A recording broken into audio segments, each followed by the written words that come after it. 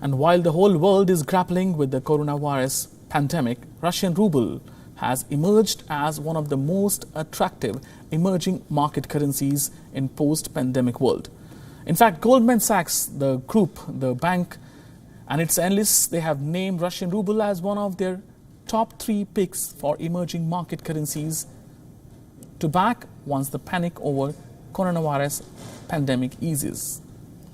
The greenback rose against the Russian currency recently, which was trading around 79 rubles to $1, the lowest level since April. The ruble also hit its lowest exchange rate against euro since January 2016.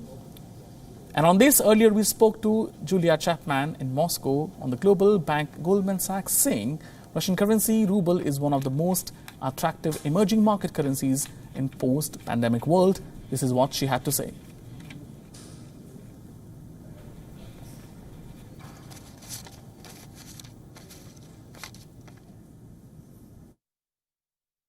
It's important to point out that the Goldman Sachs forecasts is reflecting a post-pandemic picture.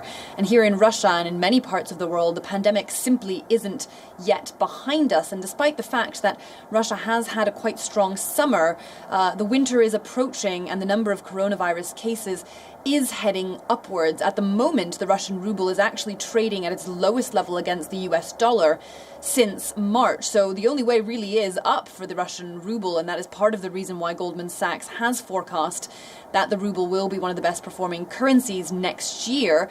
Nevertheless, there are still huge challenges ahead for the Russian economy, particularly as it faces more slowdowns in terms of world travel. And Russia has, of course, a very oil-reliant economy. And that is part of the reason why the Russian ruble is so weak at the moment, because there simply isn't as much demand right now for oil because nobody is traveling to quite the same extent as they were before the pandemic. And we also asked her how has Russian economy handled the COVID-19 pandemic so far. That's what she had to say. The Russian economy as a whole has weathered the coronavirus storm relatively well compared to other countries, at least the first wave of the pandemic. Of course, they're expecting to have the economy contract overall in 2020, not quite the same extent as many other countries. Initially, the economy ministry had predicted a 5% contraction. They've since upgraded that to 3.9%, and that comes after an 8.5% fall in GDP in the second quarter of the year. But Russia has really returned to normal over the summer, with economic activity fully recovering.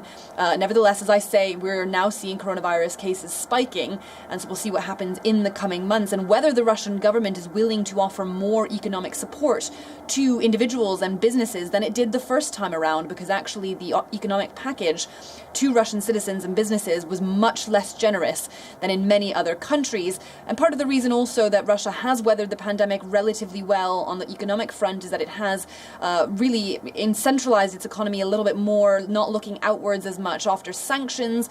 It has allowed its economy to be cushioned against more external blows.